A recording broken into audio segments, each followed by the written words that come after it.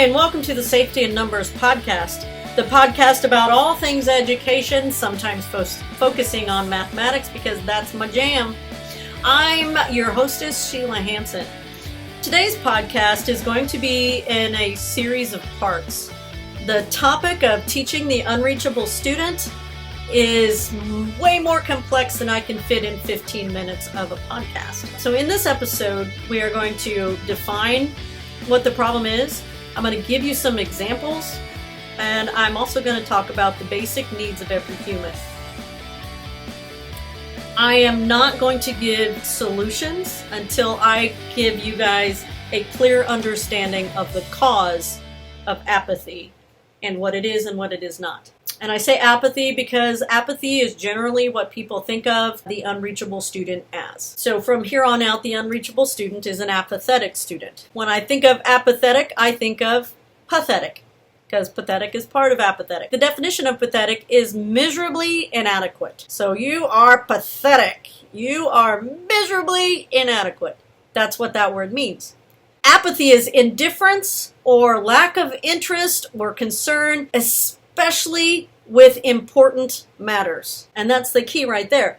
And when I looked at those two definitions next to each other, I thought, okay, an apathetic student, I come up with a kind of blended definition, is someone who feels that they are miserably inadequate or they see themselves as pathetic. They show it as indifference or lack of interest and concern. But I challenge that they are actually have a high amount of interest and concern, and their response is apathy. What apathy looks like in a student. Apathy in a student is a student who comes to class with no materials, no pencil, no papers, no bag, no nothing. Just they walk in, just nothing in their hands, and they're like, "How you doing, Miss Hansen?" And I'm like, "Hey, this is a math class. What are you going to need?" And they've got nothing.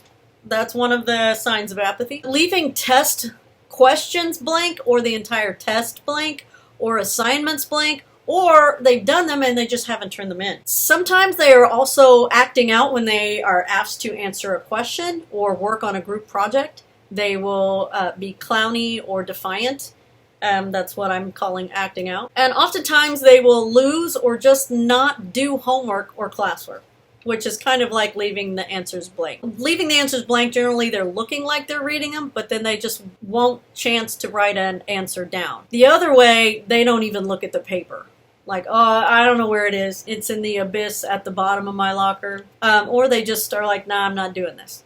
That's apathy. Apathy is also when you ask them about where their homework is or their materials. Their answer is generally one of these three categories. And there could be more, but I thought these kind of covered the most of it. First of all is a kind of an avoidance. So they're going to go around. They don't want to go into the why. So they're like, I don't know. And you pick at it a little further. I don't know. I just don't know. I don't know. Deflection often looks like defiance. So like, this class or this assignment is stupid, or I just don't want to do it. That's often the answer for the deflection.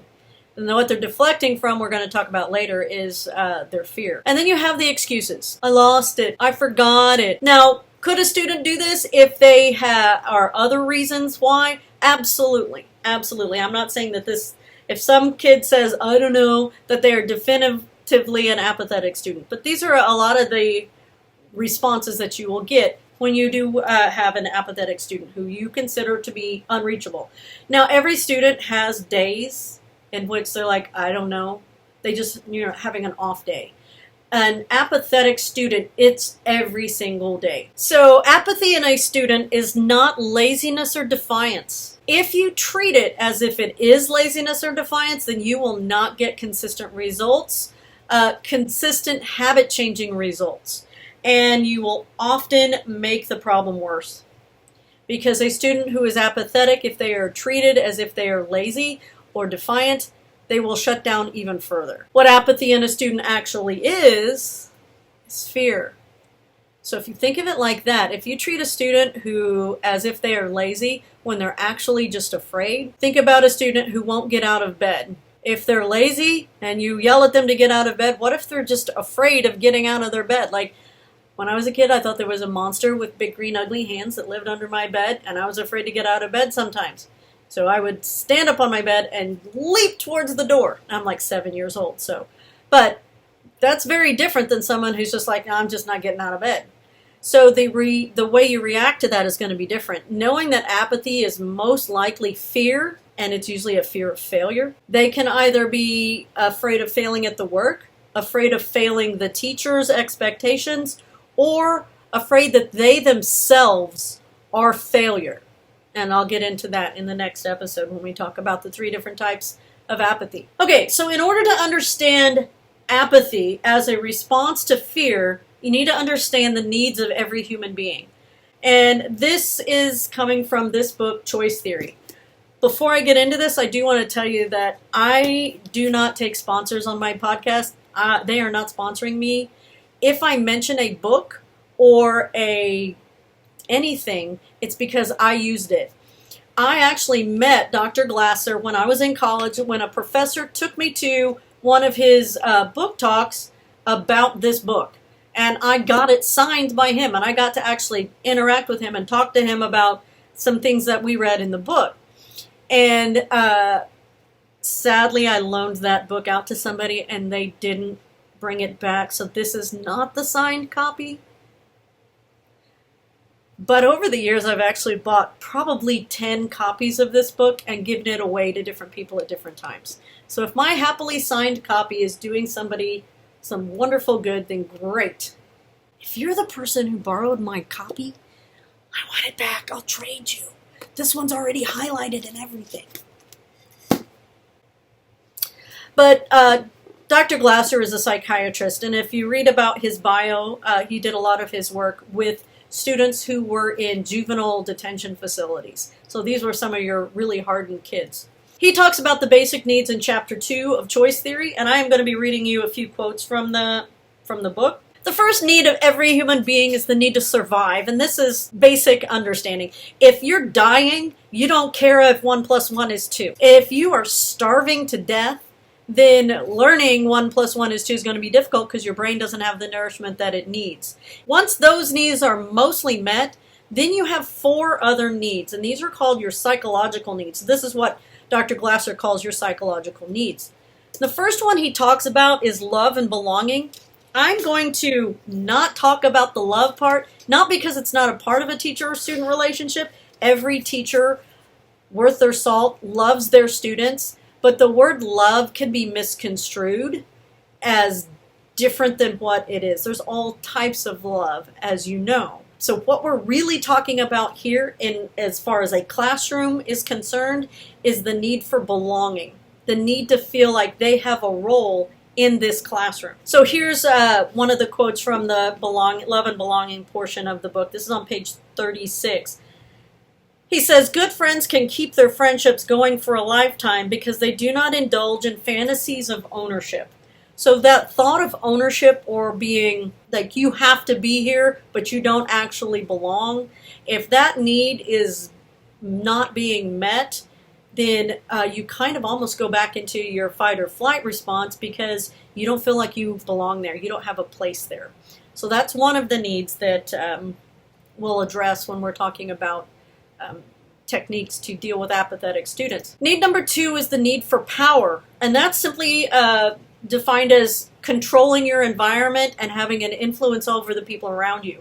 There are positive control and positive influence, and there's negative control and negative influence. Bullying is a type of negative control. Positive influences and positive control are actually harder to do than negative power and control and negative influence. Let me give you an example of positive power and what I mean by that. Positive sense of power is where you are working for the common good. When a doctor saves a human life or develops a new treatment, he or she feels powerful and everyone benefits. So when you are benefiting everyone in the group, there is a strong sense of power in that. At a minimum, we want someone to listen to what we have to say.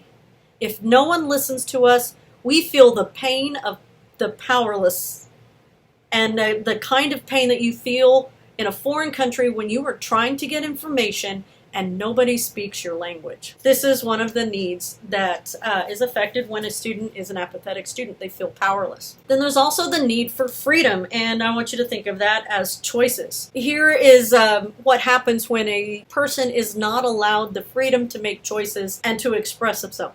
When we don't feel free to express ourselves, or if we do and no one will listen to us, our creativity may cause pain or even make us sick. The more we are free and able to satisfy our needs in a way that does not stop another person from satisfying his or her needs, the more we are able to use our creativity not for our own benefit, but for the benefit of everyone. Creative people who feel free to create are rarely selfish, and they get a lot of pleasure out of sharing their gift. So you can kind of see the connection between the freedom and the power need also. And all of these needs kind of crisscross each other. If your need to feel freedom, free to express yourself, and you feel like that is being oppressed, then that can also lead to apathy. And then, believe it or not, human beings have a need for fun. Fun is the genetic reward for learning. And here's another quote from him. He says, "With the possible exception of whales and porpoises, we are the only creatures who play all our lives." Play is actually a way to relieve stress. If I were to get off work and I had a tough day at school, I want to go out and have fun with my friends. I want to talk. I enjoy riding my bike. I enjoy hiking and kayaking and all that outdoorsy stuff. That's what I consider fun. It's my play. When I learn a new skill, when I hike a new trail and I learn something new, or I got a new app that has all these maps on it and I can actually find trails in my area, that excites me because I'm learning something new.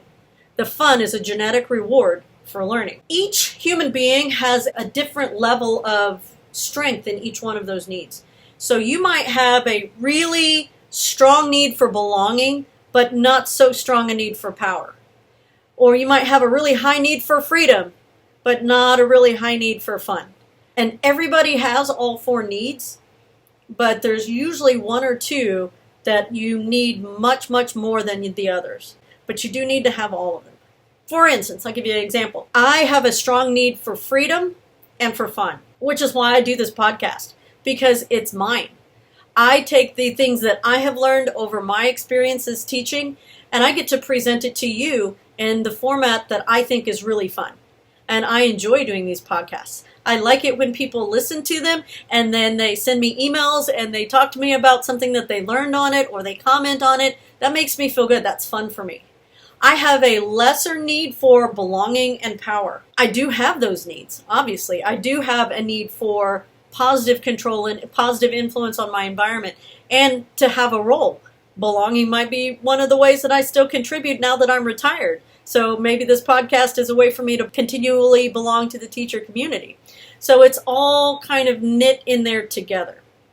I know for myself, if I am working in a position where I do not have the freedom to express myself, or I'm not having any fun because I don't have any freedom to express myself, I'm going to be stressed. I'm going to have some cognitive dissonance there.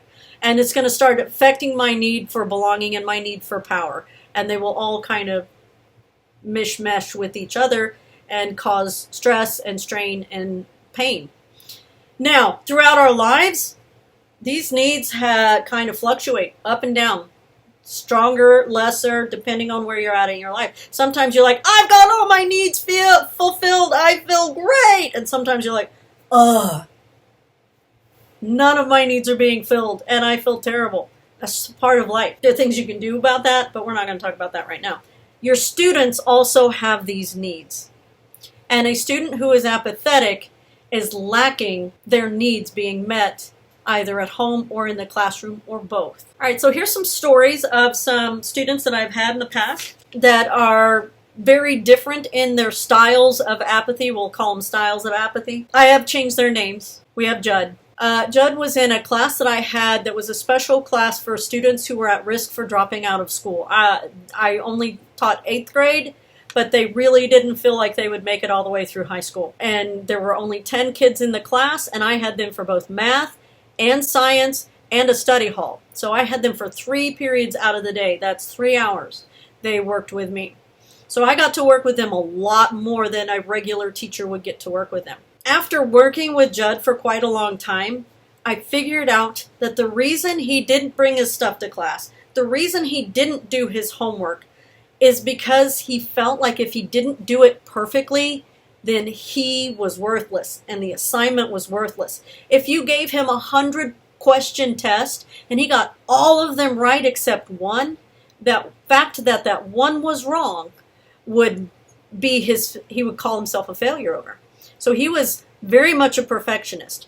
Now, there are different things that cause perfectionism, but knowing that's where the route I took to try and get him to take mistakes or take risks was to teach him that mistakes don't reflect on his value as a human being. And the one thing I got him into to help with that was debate. We started a debate club, and he was amazing at it.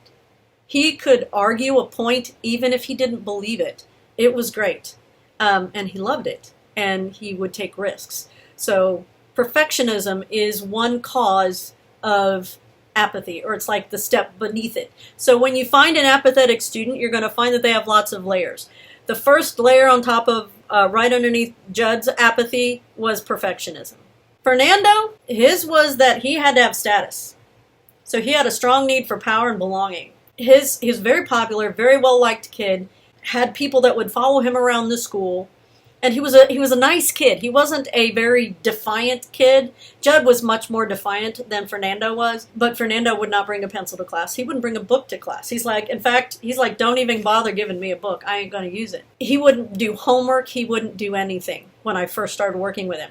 And I had him in a regular class, and I had him when he was in 7th grade. After working with him for a while, and I discovered that he had a strong need to save face with his friends, we worked out some little tricks. So he would hide a pencil in my classroom.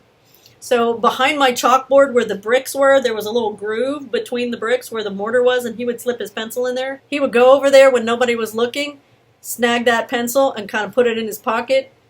And he would do some work in class, but then... or he would actually do the work, but he would pretend like he didn't. Like he'd have another sheet of paper there to show that it was blank. He went to great lengths for kids to think he didn't do his work. It was kind of funny. Towards the end of the year, he didn't do so much cover-up, but at the beginning of the year, I remember it was almost comical, the lengths he went to make his friends think that he didn't do any work. Even when he would turn something in, like everybody else got up and turned their assignment in, he'd wait until everybody was... doing something else, or he would come in after school and turn his work in when nobody else was with him. But he had a need to let his friends know that no teacher tells me what to do. And I had to work around that. And then we had Javon. Javon had a need. You had to be in charge, and he pushed me to be in charge. But in my classroom, I'm in charge. And his real need was for me to not let him be in charge. Because if I could be a strong enough person to be in charge of him, then he would trust me that that he was safe in my classroom. Now, I'm not talking physically take charge of him. I'm 5'2", he was like 5'8", 5'10". He was a big kid. He played on the football team, he was a lineman, 8th grader, 14 years old. Way bigger than me, way stronger than me. So we're not talking physical strength. We're talking strength of heart and strength of character. And when I broke through Javon's, and I figured out that he needed me to be the one that was in charge of him, he loved me. He would come to my room and talk to me after school. In my class, if I said, hey kids, it's time to get the books out and read the next chapter in science, he'd be like, hey y'all! Put your stuff away. Miss Hanson's talking now. She said, get your books out. And he would be my megaphone.